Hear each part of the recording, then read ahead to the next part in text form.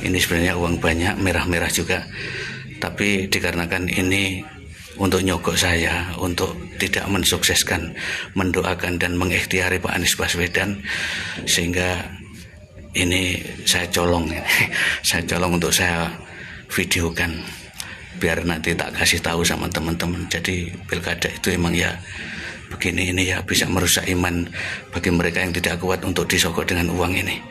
Dan ini jumlahnya ada mungkin 1 M ini. Saya tidak bisa ngitung, tapi tadi sudah dikeluarkan dari kreseknya dan dia lagi sholat ini.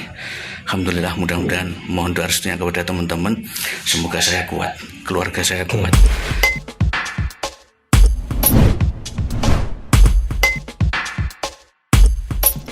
Bismillahirrahmanirrahim. Assalamualaikum warahmatullahi wabarakatuh. Teman-teman, jumpa lagi di channel ini, channel yang terus meninggikan, memperbesar, dan menambah kewarasan kita. Insya Allah. Hari ini ada sahabat saya datang, Gus Husni, untuk menjadi wali kewarasannya. Wali. Kalau kemarin santri utama, sekarang kita wali. Tambah lagi, jadi naik lagi. Teman-teman, beberapa hari ini kita diserbu informasi yang mengagetkan. Ada informasi satu yai pesantrennya itu digeruduk dan kemudian ditaruh uang begitu banyak. Dan ini menjadi video yang viral di mana-mana. Kita memang harus mengklarifikasi dan mengkonfirmasi ini. Tapi ini cuma sebagian dari cuplikannya. Orangnya lagi sholat di masjid, saya ambil gambar. Ini untuk keliling aja. Ini agak kayak dibikin kayak ini ya, agak serem-serem dikit gitu. Saya ambil gambar gitu. Mugi kula kiat nampi ujian niki. Ini sebenarnya uang banyak, merah-merah juga. Tapi dikarenakan ini untuk nyogok saya, untuk tidak mensukseskan, mendoakan dan mengikhtiari Pak Anies Baswedan, sehingga ini saya colong saya colong untuk saya videokan biar nanti tak kasih tahu sama teman-teman. Jadi pilkada itu emang ya begini, ini ya bisa merusak iman bagi mereka yang tidak kuat untuk disogok dengan uang ini. Dan ini jumlahnya ada mungkin 1 M ini. Saya tidak bisa ngitung, tapi tadi sudah dikeluarkan dari kreseknya dan dia lagi sholat ini. Alhamdulillah, mudah-mudahan mohon doa restunya kepada teman-teman. Semoga saya kuat, keluarga saya kuat. Gus, coba kita lihat ya. Pertama, modus operandinya yang remeh-temehnya nih, bawanya nggak pakai koper, pakai kresek. Jadi, bawahnya pakai kresek. Dan itu menurut yainya tadi kira-kira ya 1 M. Tapi kalau yang informasi yang saya dapat dari teman-teman netizen sebenarnya 1 M bisa sampai 2, 3, 4, 5 M gitu. Ada cukup banyak loh, ya. Terus yang ketiga ini ya ini cukup berani nih, cukup berani menyatakan seperti itu. Dan kemudian dia mukanya nggak diblur juga. Jadi sebenarnya orang tahu siapa yai ini dan di mana tempat itu berada. Tapi biarlah kebenarannya nanti akan diklarifikasi, dikonfirmasi lebih lanjut. Tapi sebelum nanti kita diskusi lebih lanjut, ada pernyataan pembuka. Nah, ini kan yang saya bilang kita dulu diskusi beberapa saat lalu. Nah, kemudian inilah yang wa makaru. Mau makar apapun akhirnya akan terbuka juga, dan saat ini adalah terbuka. Waktu itu kita hanya diskusi, cerita dan sebagainya. Saat ini itu terbuka. Faktanya semua orang bisa lihat, semua orang bisa merasakan. Dan bagaimana operasi untuk menggembosi pasangan Anies Baswedan dan Gus Imin. Dan ini terlepas dari soal nanti kita akan cek ulang. Tetapi faktanya Pak Bambang, yang begini itu bukan satu. Yang nelpon ke saya itu GE besar. Dia bilang melaporkan, Gus niku saya itu agak deg-degan. Loh, kenapa Pak Yai? Lagi sakit atau apa? Ya enggak. Loh, barusan itu saya menolak. Saya itu tidak pernah menolak. Ya kalau sekitar mungkin bisyarah dalam artian yang biasa gitu ya. Nah kalau ini bawaannya itu sudah tidak wajar menurut saya.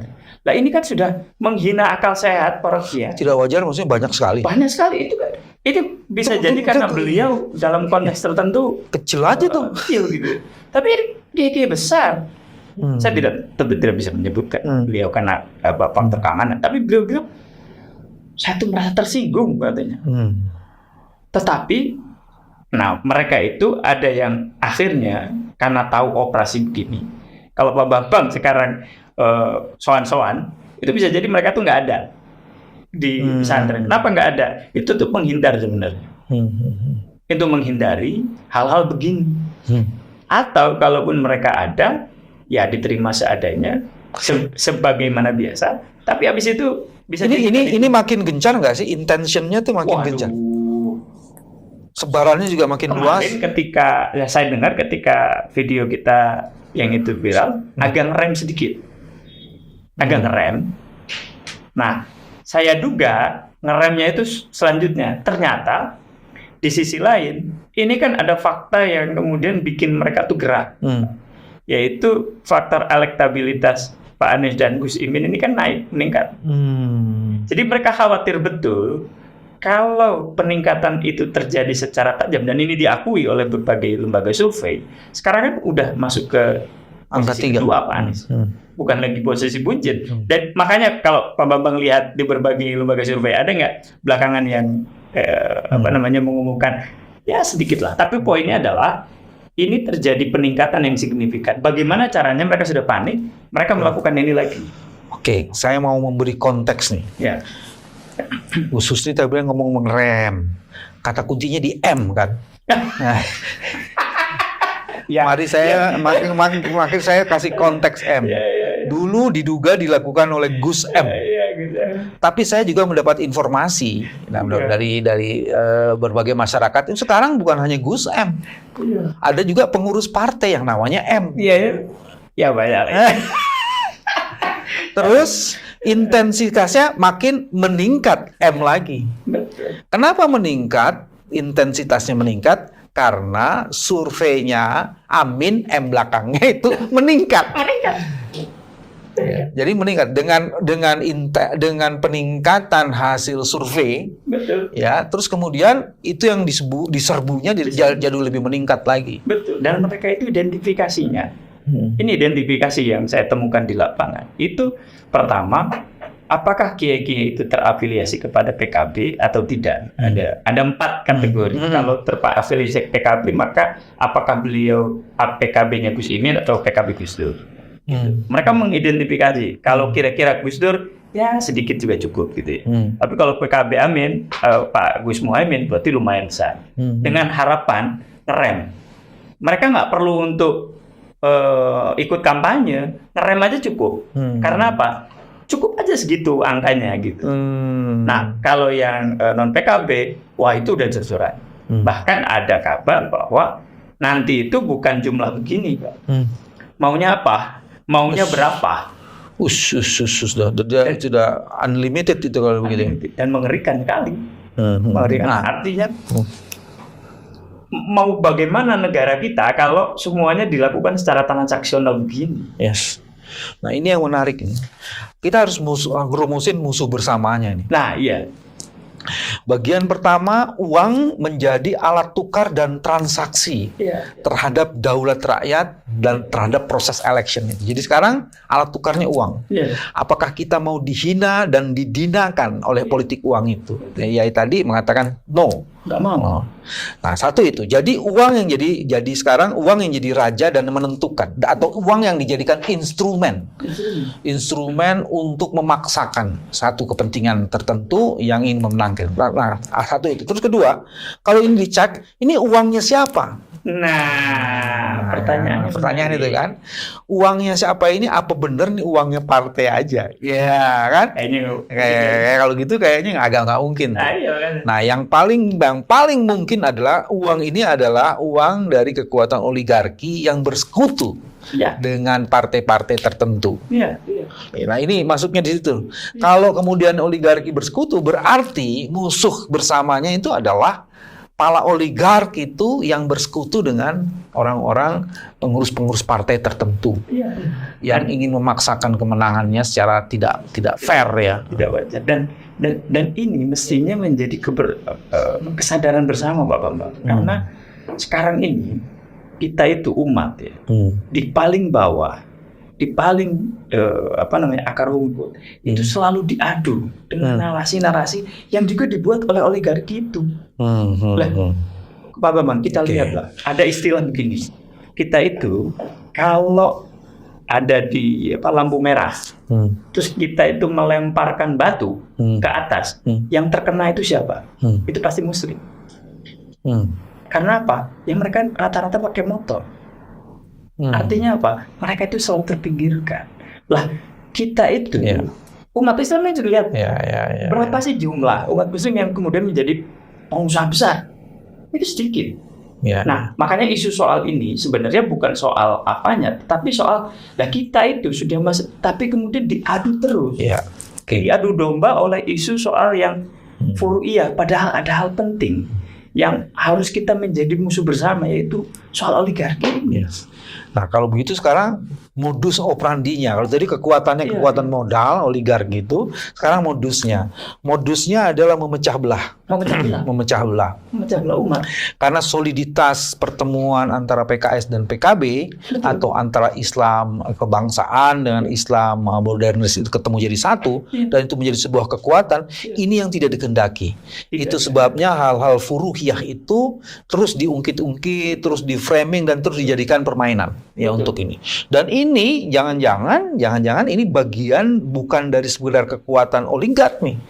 Kekuatan kelompok nasionalis yang tidak menginginkan. Jadi tidak semua nasionalis itu jelek, tapi nasionalis kiri yang memang salah satunya itu adalah memecah belah ini. Betul. Ada banyak faktor yang kemudian tidak menginginkan umat itu bersatu. Makanya isu soal persatuan umat itu isu yang selalu bergaung tetapi tidak pernah kejadian. Nah, pada faktanya Pak Bambang, kalau mau jujur, saat ini persatuan umat itu terjadi, Pak Bambang. Saat ini loh, kita lihat soliditas di berbagai tempat itu, Pak Bambang. Kalau kita mau jujur, antara kalangan modernis, tradisionalis, dan berbagai faksi lain dalam Islam itu bersatu di kelompok Amin ini, dan semuanya itu tidak masalah. Lah, ketika semuanya bersatu terus kemudian semua hasil survei itu mengalami kenaikan, kemudian ada lagi tuh yang mengganggu isu soal kunut nggak kunut, cingkrang nggak cingkrang. Loh, kita itu sedang menghadapi kekuatan oligarki loh, kok masa kembali lagi ke soal itu, ke soal siapa sih yang dirugikan soal kunut tidak kunut, siapa sih yang dirugikan cingkrang tidak cingkrang. Yang kita dirugikan pasti kalau kemudian negara mengambil kebijakan yang meminggirkan kita para santri. Kalau ada negara yang mengambil kebijakan bukan berdasarkan maslahat, tetapi kepentingan keluarga misalnya, itu kan jelas mengganggu kita semua. Lah, kalau begitu, bayangkan saja misalnya teman-teman saya yang sekarang ini menjadi santri di mualimin, mualimat yang ada di pesantren.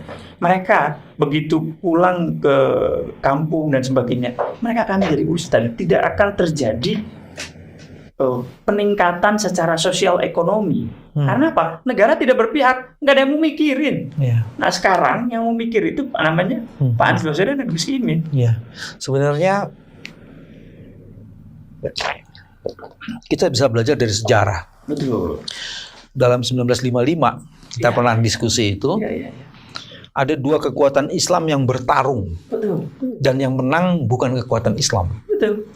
Kalau saja pooling suara itu antara NU dan Masyumi itu bersatu, itu bisa mengalahkan PNI sebenarnya pada saat itu. Tapi kemudian kan NU sendiri, Masyumi sendiri terpecah gitu kan.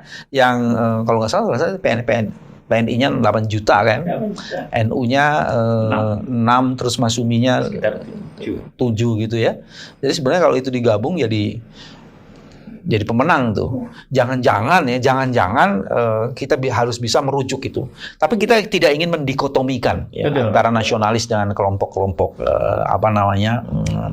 Islam modern dan Islam kebangsaan itu tidak di situ. Cuman artinya kalau persatuan yang ada di kalangan santri-santri ini atau representasinya PKB dan PKS itu kan menjadi menarik sebenarnya. Betul. Dan ini menarik semua komponen umat yang lain. Karena apa? Loh, itu sudah bisa bareng.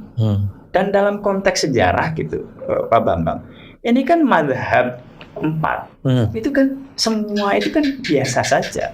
Perbedaan-perbedaan ya itu. Tetapi kan kemudian sekarang digoreng tuh. Lah, kalau mau jujur Bang, ini kan banyak sekali teman-teman yang semula berpendapat bahwa tidak mungkin terjadinya PKB dengan PKS. Yang dulu kemungkinan tidak berbeda. Lah sekarang itu justru menjadi juru bicara kami di tingkat yang paling dasar. Jadi ya, mereka itu ada kaul jadid gitu loh istilahnya itu. Jadi ada kaul qadim, ada kaul jadid. Ada kaul jadid. Artinya apa tuh kaul jadid? Nah, kaul jadid itu pendapat baru yang mereka melihat realitas bahwa pada kenyataannya kita saat ini membutuhkan persatuan umat. Karena apa? Kita tuh sudah sering lah terlalu, bahkan Gus Dur dulu menyebut dulu tuh kalau pesantren itu atau pesantren itu sebagai subkultur. Bukan kultur itu jadi subkultur. Itu artinya kan bahwa ini tidak pernah dianggap oleh negara gitu. Nah sekarang ketika ada orang yang mau benar-benar memperhatikan dan mengangkat itu semua, bukan cuma satu dua loh. Semua komponen itu menjadi bersama, harmoni. Jakarta itu kan buktinya Bapak. 5 tahun Bapak merasakan tidak ada gejolak, semuanya adem ayem. Muhammadiyah, NU, semuanya itu toleransi radikalisme tidak ada. So, lah bayangkan kalau itu kemudian terjadi pada level Indonesia, baldatun thayyibatun wa rabbun ghafur. Yes. Jadi sebenarnya framing pemecah belahan yang dilakukan itu memang untuk menegasikan dan delegitimasi calon presiden santri. Iya. Ya, kalau kita udah sepakat dengan presiden santri, itu artinya memang kita harus membangun ya, membangun persatuan ini. Nah, ini juga jadi penting nih untuk diketahui. Apalagi sih sekarang yang berkembang di pesantren-pesantren yang dipecah belah atau macam-macam modus-modus operandinya, apalagi ya? Ya, pertama tadi uang. Dan itu ada kombinasi antara Gus M dan pengurus partai M, ya, pengurus partai yang bernama M. Ya, jadi itu ada. Terus kemudian isu soal pertarungan yang furu'iyah itu. Dan ya ini yang harus dikhawatirkan oleh kalangan-kalangan santri adalah bagaimana memastikan bahwa mereka bisa menyalurkan suara mereka secara sah. Itu harus menjadi concern bersama. Karena apa? Karena bagaimanapun keterlibatan kita ke dalam pemilu itu harus bisa diwujudkan sampai pada level mencoblos di TPS. Nah, santri-santri sekarang, kiai-kiai sekarang dan sebagainya itu harus menantikan itu. Nah, itu salah satu isu juga. Dan ini satu teringat. Ini soal momentum. Menurut saya, momentum untuk terciptanya kembali soal politik santri pada level yang lebih tinggi pada saat ini, hanya saat ini. Inilah moment of truth-nya ya. Moment of truth, santri benar-benar menjadi presiden dan wakil presiden, dan momen ini kemungkinan akan kita temukan 300 tahun lagi. Jadi kita sudah tidak ada gitu. Jadi apakah kita mau menjadi bagian dari sejarah atau dilupakan sejarah? Jadi kalau gitu upaya untuk mendekonstruksi, mendestruktif integrasi para santri ini terjadi. Dan itu politik uang, kekuatan kapital yang bekerja, dan itu ada kombinasi ininya adalah menghancurkan persatuan itu. Jadi kontranya adalah satu, kita memastikan intensitas framing dan perpecah belahan ini akan terus semakin kuat. Jadi artinya itu hanya bisa dilawan kalau kita meningkatkan kewaspadaan dan mengkonsolidasi kekuatan kita. Ujungnya adalah memastikan bahwa every single vote, setiap suara itu bermakna. Setiap suara itu betul-betul bisa dihitung dan menjadi komponen elektoral untuk memastikan peningkatan dari calon presiden santri ini.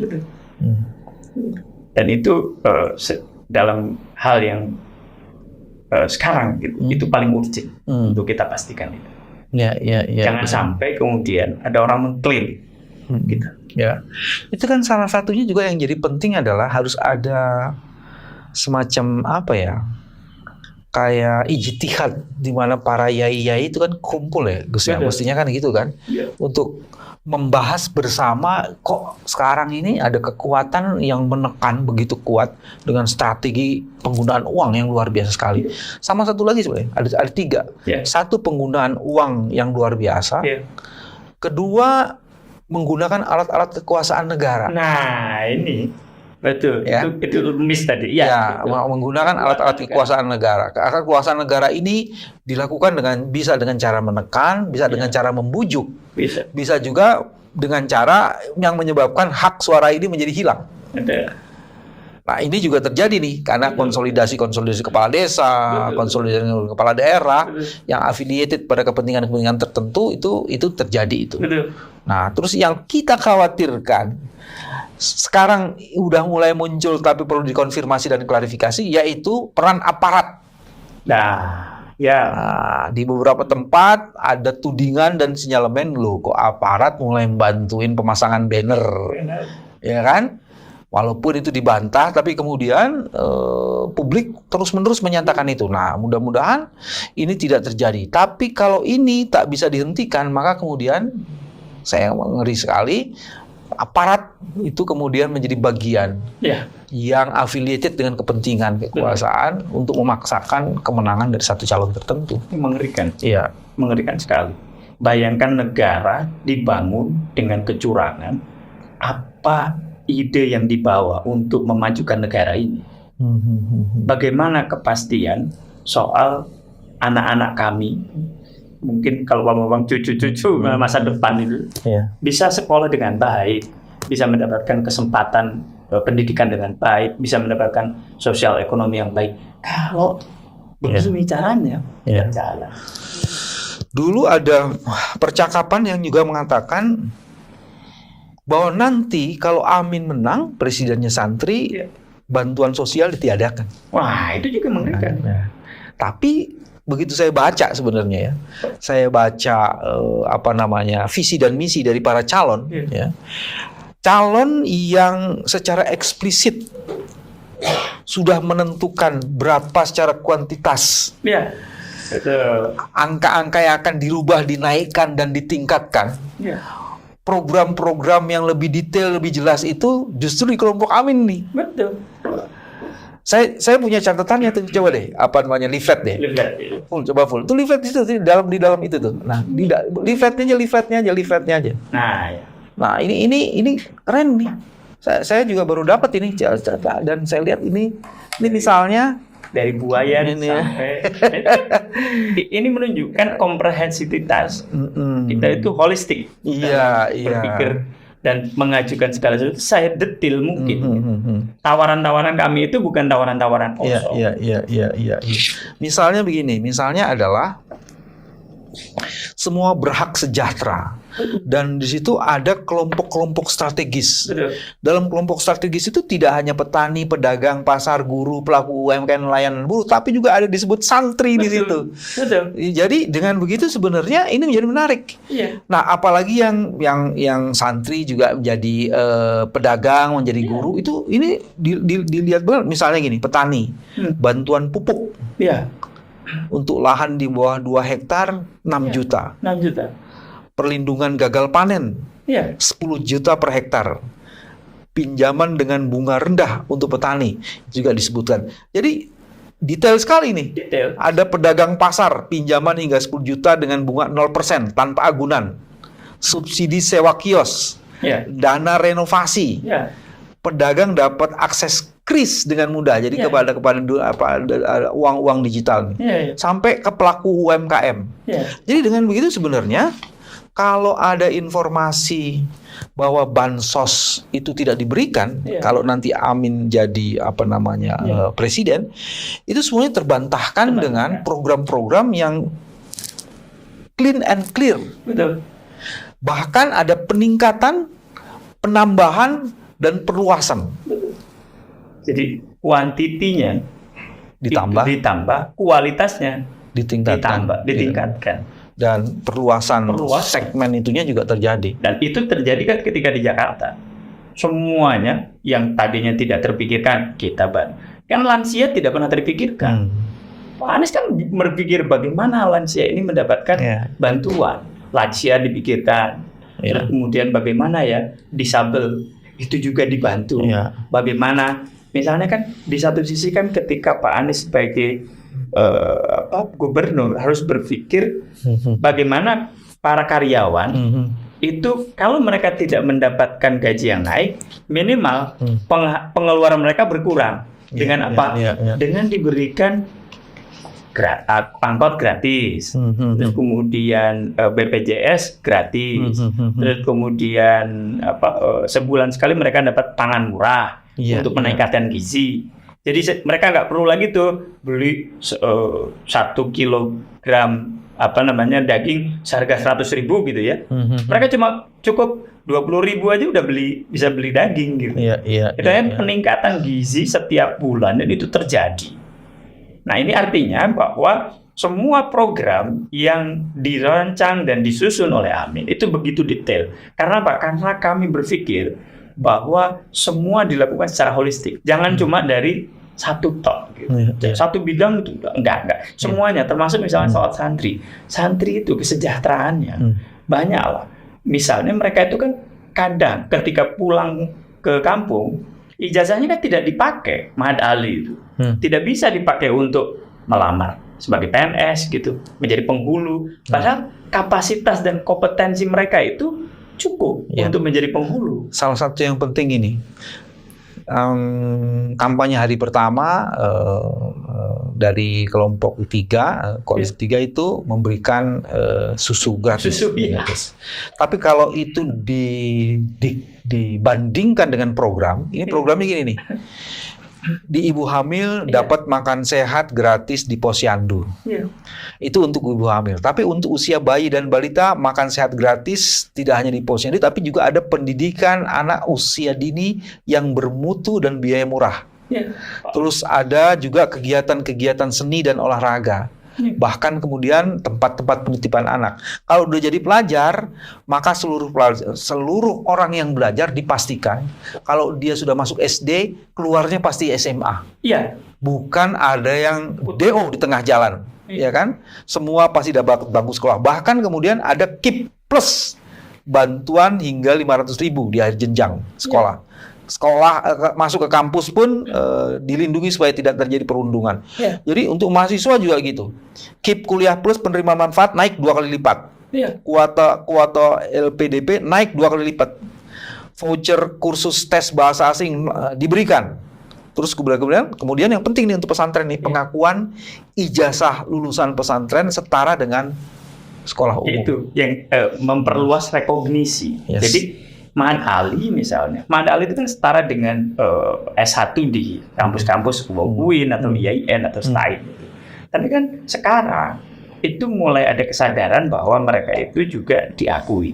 Nah, sehingga ke depan ini akan diperluas rekognisi ini, sehingga yang lulusan Mahat Ali itu bisa ijazahnya tuh mendaftar menjadi penghulu di KUA. Karena apa? Kompetensi dia udah cukup. Baca kitab, memahami masalah, memecahkan masalah. Wong kiai itu kan setiap hari memecahkan masalah. Artinya apa? Artinya negara memberikan kesejahteraan. Ya kan, kalau mereka bagian dari negara itu kan kesejahteraannya terjamin. Kan tidak tadinya itu Pak Bambang, yang bisa menjadi penghulu ya yang harus kuliah di UIN, di IAIN dan sebagainya. Yang lulusan pesantren murni nggak bisa. Ya jadi di kampung terus kemudian membangun pesantren. Tapi kan proses kesejahteraannya dia harus membangun brick by brick itu batar dengan batar. Tapi dengan ini negara hadir untuk memberikan kesejahteraan kepada mereka. Jadi sebenarnya kalau kita memulai dengan satu bangsa di 1928, kita ingin nanti 100 tahun kemudian kita akan ada satu kemakmuran, satu kesejahteraan, dan satu keadilan. Dan ini adalah periode untuk menyatukan kesejahteraan, keadilan, dan kemakmuran menjadi satu. Dan itu dimulai dari persatuan umat. Yes, persatuan umat itu hari ini diganggu dengan kekuatan oligarki yang menggunakan uang sebagai alat tukar dan instrumen untuk menghancurkan persatuan. Terima kasih, sampai ketemu lagi. Wassalamualaikum warahmatullahi wabarakatuh. Waalaikumsalam warahmatullahi wabarakatuh.